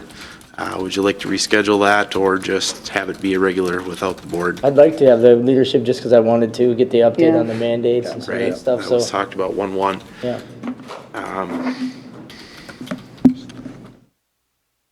Typically, our date, if it wasn't a quarterly, would be that first week, but I know that won't work with a few staff, so You want to circle back next week? that's what I was just gonna say. I think I'll circle back with some proposed dates that might work for everyone, if that works for the board. All right. Perfect. All right. At this point, selfishly, I'm going to pass on advisory because I have to leave here in 5 minutes. So if you guys want, I might be walking out on you guys if you're not quite done. So I have someplace. We are a pretty boring bunch, aren't we? But When you get as old as we are, you'll be the same way. my advisory was mostly just to let you know that we got $13.3 million over 2 years for our Trailblazer funding, which basically puts us whole on our requests and our building needs. Good news. Not for the taxpayer, though. No, I don't have anything, other than just that I was very fortunate to, on Saturday, actually take part of a day off and go watch a bunch of beautiful cars and listen to just a fantastic guitarist that our county administrator does, and watching him jam up there, and it was just You didn't see the impressive. little disco in the, Although, you know, all of his other band members have a gimmick. You know, one's got a beard, one wears a goofy hat, one wears one up the backside. oh, And, you know, the drummer doesn't, he just looks more country western, you know, he's, and then and then there's Lee's Lee. up there just kind of dressed as normal. I don't know, we gotta come up with something. Wear a shirt and tie. You're not gonna go see him No, play. no, he didn't wear a shirt and tie, but you know what, maybe his cape and crown. Maybe that is something he's. I really want him to wear a man bun. I think he should grow his hair out and have to have a man bun. I tell you, if I could pull it off, I'd do it, but we're a little short in certain areas on that one. Or Manchurian Warrior. Yes. More of that. I've got nothing. Okay, I got a couple things. We had a meeting last week at the Rockford Township Hall, Lake Charlotte with the sewer district, and thank you, Brian and Bob, for being there. I got up and took the blame for the whole thing. I caused all the problems, you know, but some of the bonding shortages, the only thing that making sense at this point in time, that they were counting on 6.5% interest, and it didn't happen, because it kind of matches what the bond is short, it's $420-some thousand. And some of the residents were a little uptight, but that, most of them got the hint, it's their sewer, it's not the county sewer, they're gonna pay for it. Some wanted an audit when they found they had to pay for it, but we get an audit on that every year with our audit. They can have that if they want.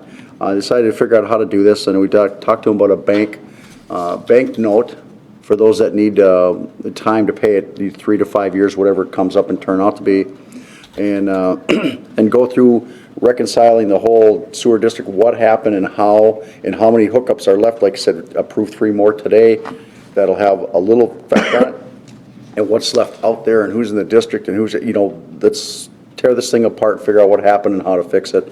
They do all understand that it is theirs. Some of them weren't overly thrilled about it, but they're just the way it is. Can we refinance that?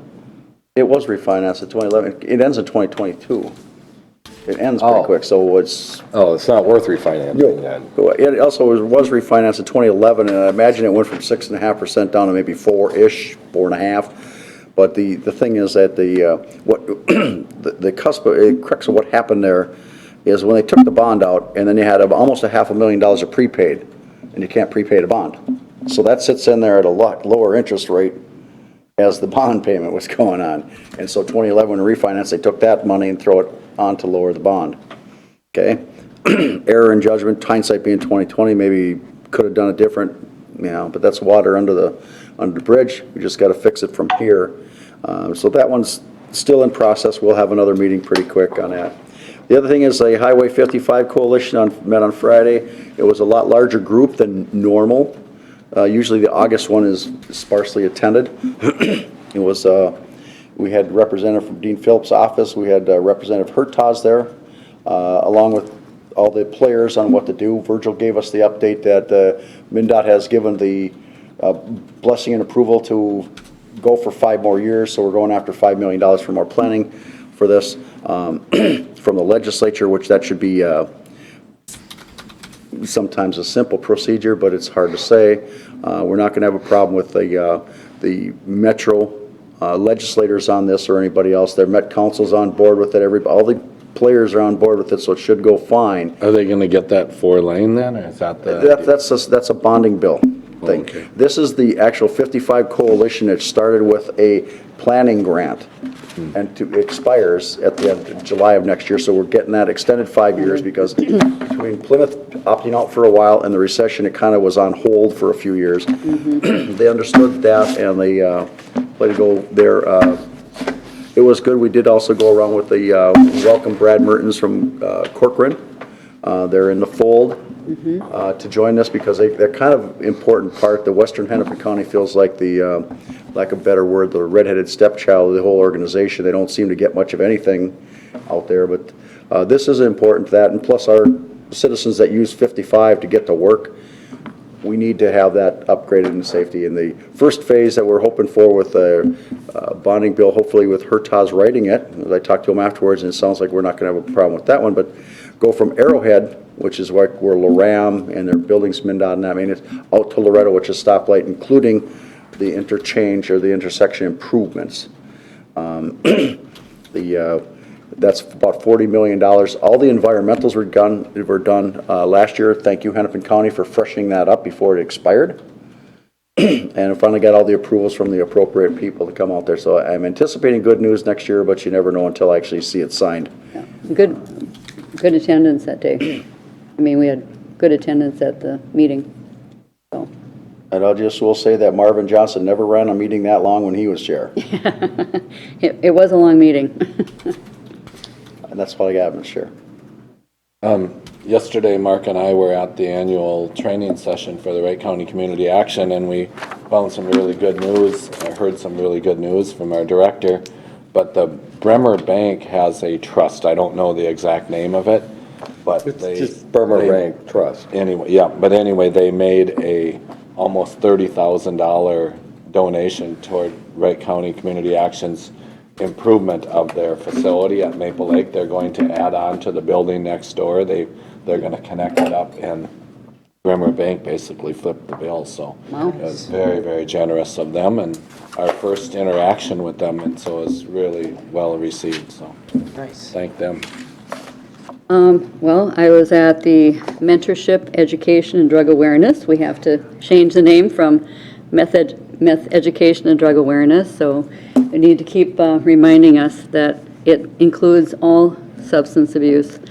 And we approved 2 grants of $500 each, and also to encourage schools that if you have a program that would be directed toward children and preventing, or teens preventing substance abuse, that to please apply for a grant from our organization, because that's what that money is there for.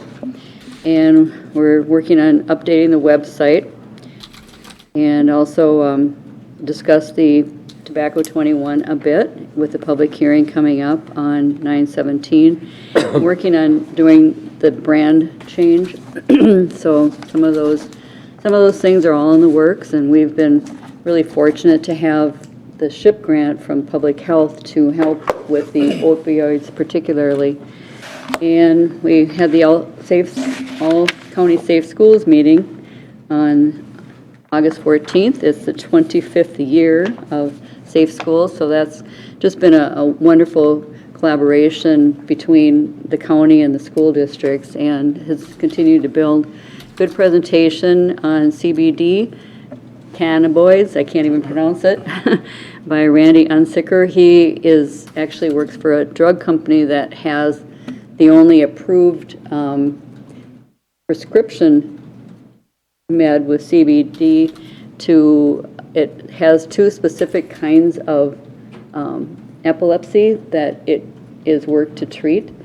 So there's still a lot of unknowns out there, and so we had a discussion about all the other products, that the hemp and those with or without CBD, and some of the things are not regulated according to the FDA, so more to come on that.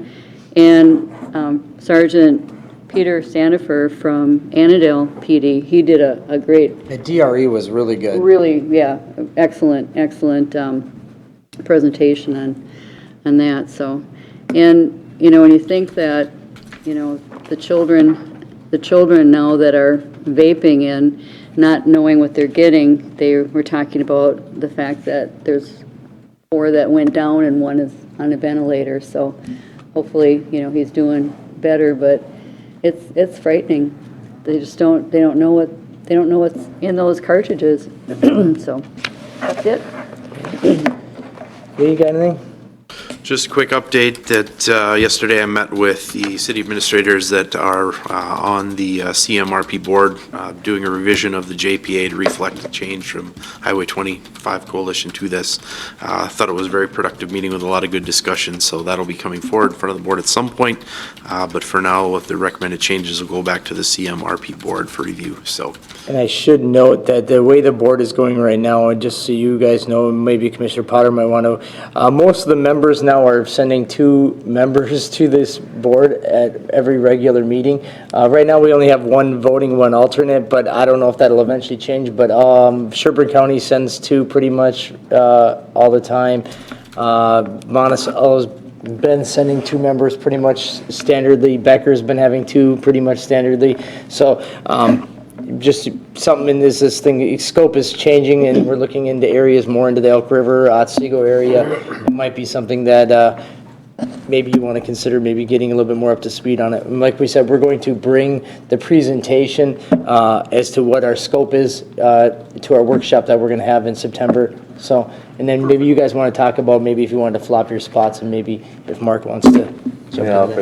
if you guys are going to be talking about Otsego, yeah, I probably Yeah, there's should more of the be planning and involved. more in that area, because we're going to kind of match up more that Otsego, Elk River area kind Is of thing. Otsego invited to that too? We haven't actually invited other members to it yet, but they're putting it in as our, would you consider it our secondary planning area? It's not our Right. primary planning area, but it's now in our secondary planning area. There's been a lot of robust discussion about what the focus area is, and we don't want to be, they whether we want to should- right-size that, I guess is what I'll term it. Because I think there was a primary center scope but we don't want to ignore the greater picture as we talk a lot of these discussions in planning, so. And that got into the question is, who gets to be part of the group, only the primaries versus secondaries? And the kind of thought was that the counties are representing the secondary areas, so that's the reason, hence your representation. It doesn't hurt to have them all in discussion at the beginning here. Yep, No, since you changed the scope of it, you must also look at it all. exactly. Because Otsego is a growing community. So with that, then I guess we will adjourn at 10:57.